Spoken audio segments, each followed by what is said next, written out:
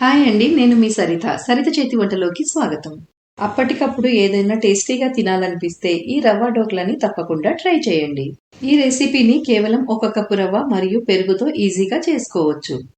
రవ్వ డోక్లా చేయడానికి కావలసిన పదార్థాలు: 1 కప్పు బొంబాయి రవ్వ, 1 కప్పు పెరుగు, 1/4 కప్ స్వీట్ కార్న్, 1/4 కప్ తురిమిన క్యారెట్, 1 సన్నగా కట్ చేసి పెట్టుకున్న క్యాప్సికమ్, 1 ఇంచ్ అల్లం, 3 పచ్చిమిర్చిలను ఇలా పేస్ట్ చేసి పెట్టుకున్నాను, 1 టీ స్పూన్ ఉప్పు, 1 టీ స్పూన్ బేకింగ్ సోడా. ముందుగా ఒక బౌల్లో రవ్వ వేసుకుందాం. బౌల్ కొద్దిగా పెద్ద సైజ్ తీసుకోండి, కలపడానికి ఈజీగా ఉంటుంది. ఇప్పుడు ఇందులోనే పెరుగు కూడా యాడ్ చేసుకుందాం. దీనిని బాగా మిక్స్ చేసుకుందాం. నేను ఇప్పుడే ఇందులో వాటర్ యాడ్ చేయడం లేదు, ఎందుకంటే రవ్వ పెరుగుని మొత్తం అబ్జర్వ్ చేశాక మనకి తెలుస్తుంది ఎంత వాటర్ యాడ్ చేయాలో. బ్యాటర్ మరీ పలసగా మరీ చిక్కగా కాకుండా మీడియం గా ఉండాలి. బౌల్ పైన మూత పెట్టి 15 మినిట్స్ పాటు రెస్ట్ అవ్వనిద్దాం. ఇప్పుడు స్టవ్ ఆన్ చేసి ఒక మందపు కడాయి పెట్టుకొని 3 కప్స్ వాటర్ యాడ్ చేసి ఒక నిమ్మకాయ ముక్కని వేసుకుందాం. నిమ్మకాయ ముక్క యాడ్ చేయడం వల్ల కడాయి మరకలవ్వకుండా ఉంటుంది. ఇప్పుడు వాటర్ ని బాయిల్ అవ్వనిద్దాం. 15 మినిట్స్ అయ్యాక మూత తీసి బ్యాటర్ లో స్వీట్ కార్న్, క్యాప్సికమ్, క్యారెట్, అల్లం పచ్చిమిర్చి పేస్ట్ మరియు ఉప్పు వేసి బాగా కలుపుకుందాం. ఈ రెసిపీ టేస్టీతో పాటు హెల్దీగా కూడా ఉంటుంది, ఎందుకంటే మనం ఇందులో వెజిటేబుల్స్ యాడ్ చేసుకున్నాం అండ్ కలర్ఫుల్ గా ఉండడం వల్ల పిల్లలు ఇష్టంగా తింటారు. బ్యాటర్ కొద్దిగా థిక్గా ఉంది కాబట్టి 1/4 కప్ వాటర్ యాడ్ చేసుకొని బ్యాటర్ ని మిక్స్ చేసుకుందాం. చూడండి, బ్యాటర్ కన్సిస్టెన్సీ పర్ఫెక్ట్ గా ఉంది. ఇప్పుడు ఇందులో బేకింగ్ సోడా వేసి 1 టేబుల్ స్పూన్ వాటర్ యాడ్ చేసుకుందాం. దీనిని ఒకసారి బాగా మిక్స్ చేసుకుందాం. డోక్లా బ్యాటర్ రెడీ అయిపోయింది. ఇప్పుడు ఒక ప్లేట్ లేదా ఒక టిఫిన్ డబ్బాలో కొద్దిగా ఆయిల్ వేసి బాగా గ్రీస్ చేసుకుందాం. బ్యాటర్ ని వెంటనే గ్రీస్ చేసిన గిన్నెలోకి ట్రాన్స్ఫర్ చేసుకుందాం.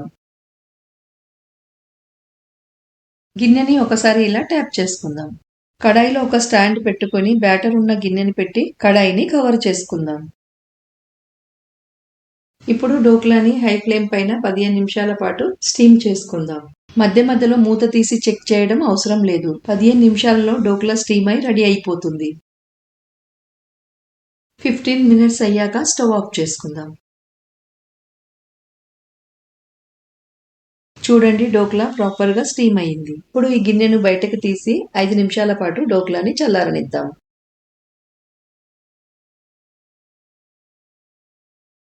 5 నిమిషాల తర్వాత డోక్లా ఎడ్జెస్ ని ఇలా నైఫ్ తో తిప్పి ఒక ప్లేట్ లోకి షిఫ్ట్ చేసుకుందాం.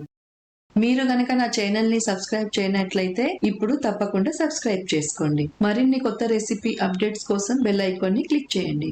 డోక్లాని మీకు నచ్చిన షేప్ లో కట్ చేసుకోండి. నేను స్క్వేర్ పీసెస్ లో కట్ చేసుకుంటున్నాను.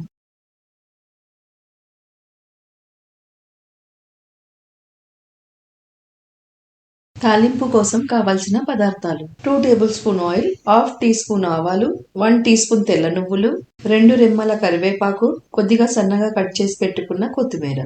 స్టవ్ ఆన్ చేసి తాలింపు గిన్నె పెట్టుకుందాం. ఇప్పుడు ఇందులో ఆయిల్ యాడ్ చేసుకుందాం. ఆయిల్ వేడవ్వగానే ఆవాలు వేసుకుందాం. ఆవాలు చిటపటలాడగానే కరివేపాకు, నువ్వులు వేసుకొని స్టవ్ ఆఫ్ చేసుకుందాం. ఇప్పుడు ఈ తాలింపుని డోక్లా పైన సమానంగా వేసుకుందాం. అంతేనండి, రవ్వ డోక్లా రెడీ అయిపోయింది. ఈ రవ్వ డోక్లాని మార్నింగ్ బ్రేక్ఫాస్ట్ లో గానీ ఈవినింగ్ స్నాక్స్ లో కూడా సర్వ్ చేసుకోవచ్చు. వేడి వేడి చాయ్ తో సర్వ్ చేస్తే ఇంకా టేస్టీగా ఉంటుంది. ఫైనల్లీ కొత్తిమీరతో గార్నిష్ చేసుకుందాం.